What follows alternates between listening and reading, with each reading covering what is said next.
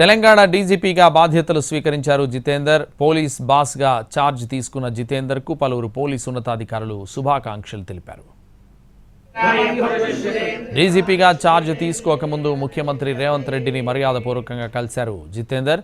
తనను డీజీపీగా నియమిస్తూ ప్రభుత్వం ఉత్తర్వులు జారీ చేసిన వెంటనే ఆయన సచివాలయంలో సీఎం రేవంత్ను కలిశారు. తనను డీజీపీగా నియమించినందుకు కృతజ్ఞతలు తెలిపారు. ఈ సందర్భంగా నూతన డీజీపీ జితేందర్కు శుభాకాంక్షలు తెలిపారు సీఎం రేవంత్.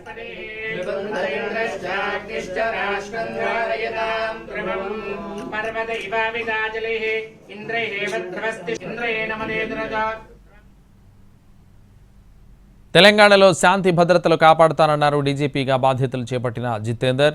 నేరాలు కట్టడికి, సైబర్ క్రైమ్ నియంత్రణకు శక్తివంచన లేకుండా కృషి చేస్తానన్నారు. సీఎం రేవంత్ రెడ్డి ఆదేశాల మేరకు తెలంగాణలో డ్రగ్స్ అరికట్టేందుకు అన్ని రకాల చర్యలు తీసుకుంటామన్నారు. I understand the priorities of the government, that we should maintain law and order, prevent crime, especially sensational crime, and narcotics has been another priority area for the government. Already Director Narcotics has been appointed. So we'll see that we give lot of emphasis on narcotics also.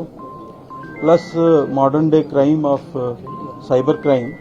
That also we have a specialization. We have senior officers who are looking after cyber crime. We'll see that we prevent cyber crime and also detect.